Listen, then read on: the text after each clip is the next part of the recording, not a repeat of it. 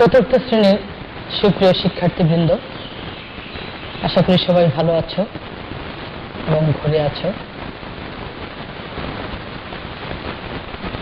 আজকে আমি তোমাদের সাথে বিজ্ঞান বিষয়ে সপ্তম অধ্যায় নিয়ে আলোচনা করব। তোমাদের সবাইকে ক্লাসে সুস্বাগত। বন্ধুরা, তোমরা তোমাদের পাঠ্য বইটা কাছে নিয়ে বসো। আজকে আমরা সপ্তম অধ্যায় নিয়ে কথা বলবো। সপ্তম অধ্যায়টা হচ্ছে প্রাকৃতিক সম্পদ। প্রাকৃতিক সম্পদ যেগুলো এখানে পয়েন্ট আকারে আছে, বিভিন্ন ধরনের প্রাকৃতিক সম্পদ: পানি সম্পদ, বনজ সম্পদ, ভূমি সম্পদ, খনিজ সম্পদ, এছাড়াও অন্যান্য প্রাকৃতিক সম্পদ আছে।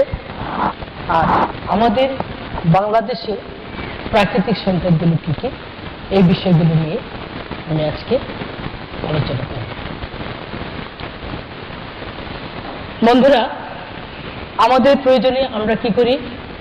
নানা জিনিস ব্যবহার করি।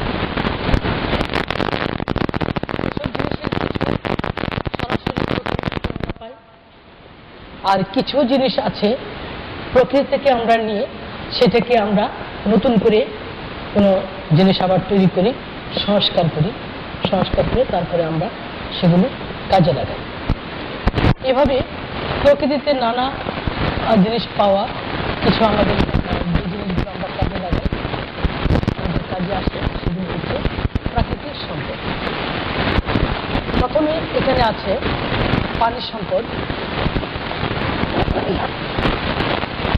পানি একটি গুরুত্বপূর্ণ প্রাকৃতিক সম্পদ। আমরা জানি পানির অপর নাম হচ্ছে জীবন। পানিটা হচ্ছে একটা গুরুত্বপূর্ণ সম্পদ। আমরা পানিটা কোথা থেকে পাই? বৃষ্টিপাত থেকে পেয়ে থাকি, পুকুর থেকে পাই, নদী, সাগর, এ সমস্ত জায়গা থেকে আমরা পানি পেয়ে থাকি বিভিন্ন, এবং এই পানি আমরা বিভিন্ন কাজে ব্যবহার করি।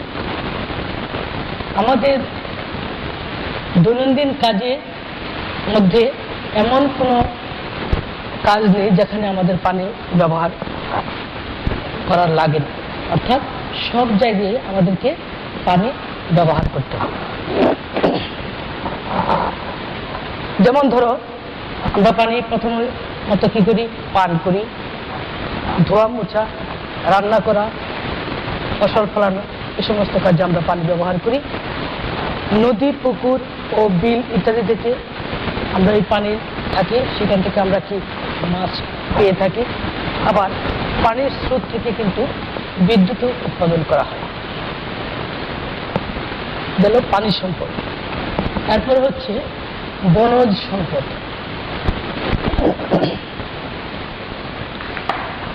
দৈনন্দিন জীবনে ব্যবহৃত কাঠের প্রধান উৎস বনের গাছপালা।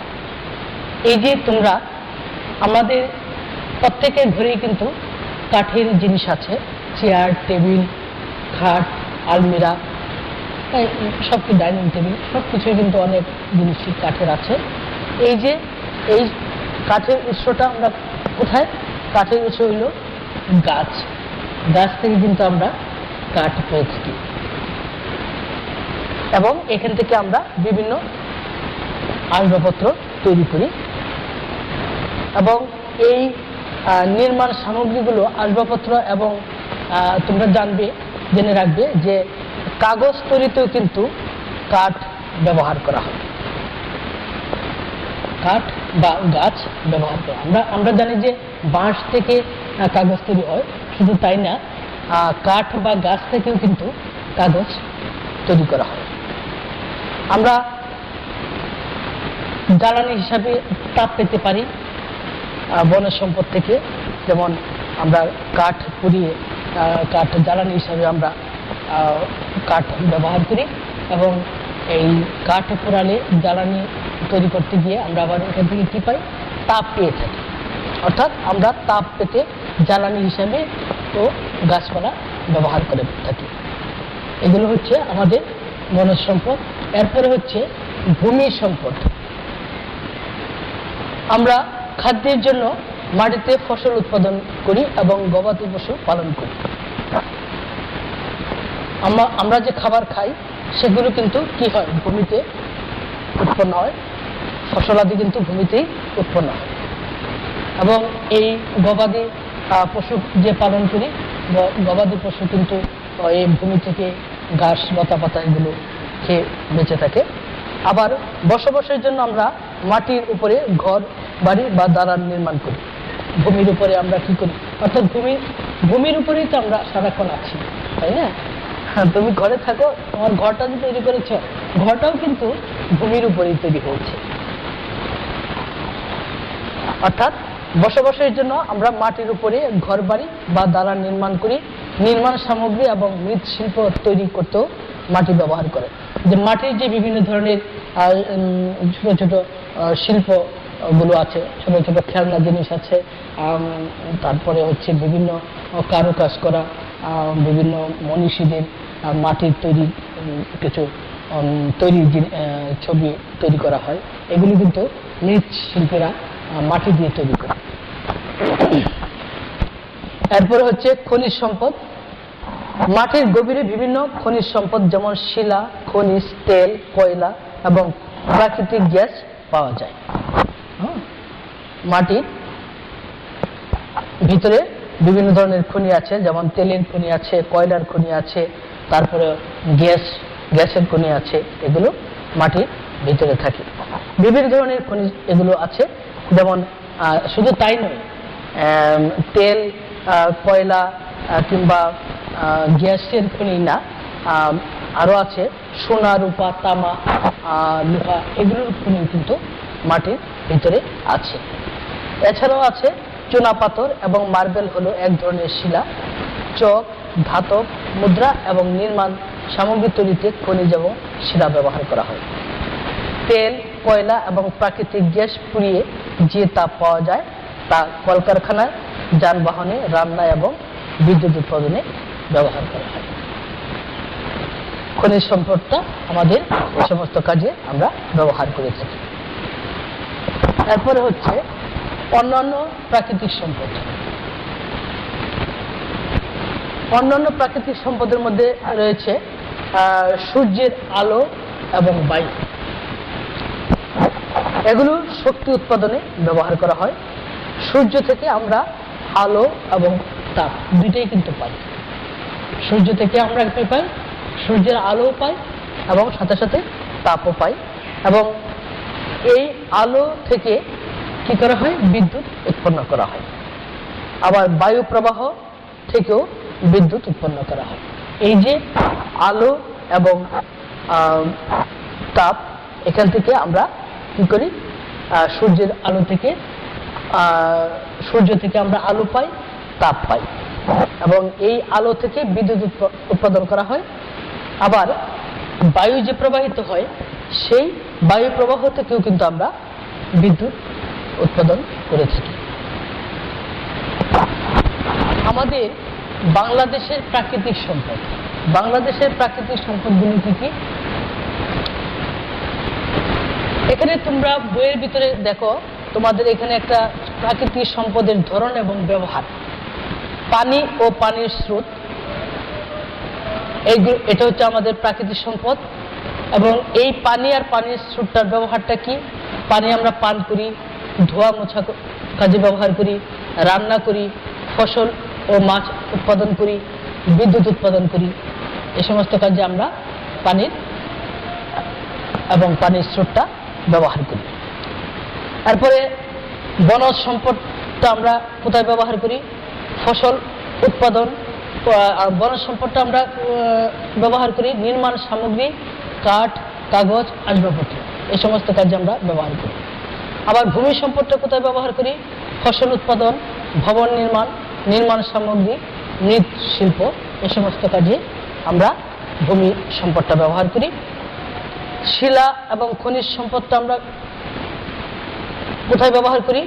চক, নির্মাণ সামগ্রী, বৈদ্যুতিক তার, ধাতব মুদ্রা, গয়না, এই সমস্ত উপকরণ তৈরিতে আমরা এগুলো ব্যবহার করি। এরপরে হচ্ছে তেল, কয়লা এবং প্রাকৃতিক গ্যাস। এটা আমরা কোথায় ব্যবহার করি? প্লাস্টিক সামগ্রী, পলিথিন, জ্বালানি, কৃত্রিম তন্তু, ইউরিয়া সার, রান্না করা, তাপ ও বিদ্যুৎ উৎপাদন, এই সমস্ত কাজে আমরা ব্যবহার করি। বায়ু বা বায়ু প্রবাহটা কোথায় ব্যবহার করি? শ্বাস প্রশ্বাস, তাই না? শ্বাস প্রশ্বাস নিতে আমাদের বায়ুটা কাজে লাগে। এবং উদ্ভিদের খাদ্য তৈরি, বল ও টায়ার ফোলানো, বল এবং টায়ার এগুলো ফোলানোর জন্য বায়ু, বলের ভিতরে কি পাম্প করে, টায়ারের ভিতরে পাম্প করে করে বায়ু ভিতরে ঢুকানো হয় না, সেটা বলছে। তারপর হচ্ছে বিদ্যুৎ উৎপাদন, এই সমস্ত কাজে আমাদের বায়ু বা বায়ু প্রবাহটা কাজে লাগানো হয়। এরপরে আছে সূর্যের আলো, শস্য উৎপাদন, আলো, উদ্ভিদের খাদ্য তৈরি, বিদ্যুৎ উৎপাদন, এই সমস্ত কাজে সূর্যের আলোটা আমরা ব্যবহার করে থাকি। তাহলে বন্ধুরা, এই যে আমাদের বিভিন্ন ধরনের যে প্রাকৃতিক সম্পদগুলো আছে, এই সম্পদগুলো আমরা কোথায় কোথায় ব্যবহার করি সেই বিষয়টা তোমরা পড়বে এবং সেগুলো সুন্দর করে খাতায় লিখবে।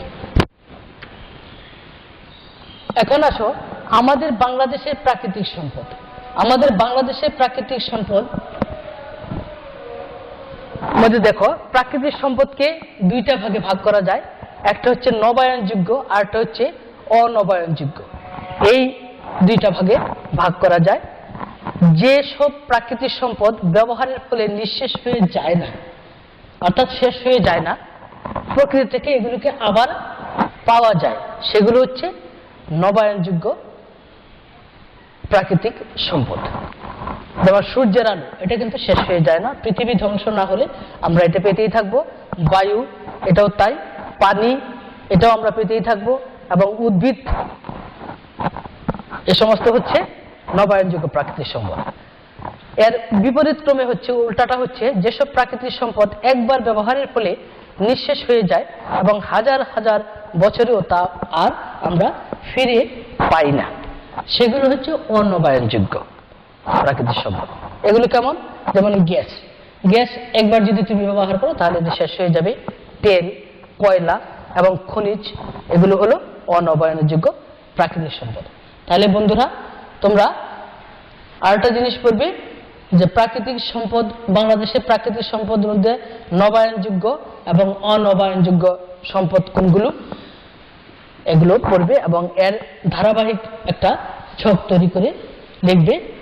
নবায়নযোগ্য প্রাকৃতিক সম্পদ আর এটা হচ্ছে অনবায়নযোগ্য প্রাকৃতিক সম্পদ, লিখে দুই পাশে দুইটা ছক করে সুন্দর করে লিখবে। তাহলে তোমাদের পড়াটা মনে থাকবে ভালো। একটা জিনিস আমি সবসময় বলি যে যদি তুমি 5 বার পড়ো, তার চেয়ে একবার যদি লিখো তাহলে সেই জিনিসটা তোমার মনে থাকবে বেশি এবং তোমার হাতের লেখাটাও তাতে ভালো হবে।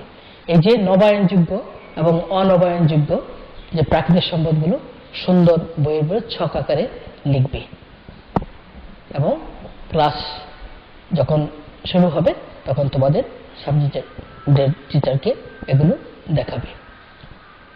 তাহলে বন্ধুরা, আজকে এ পর্যন্তই। তোমরা সবাই ভালো থাকো, সুস্থ থাকো এবং নিরাপদে থাকো। সবাইকে ধন্যবাদ।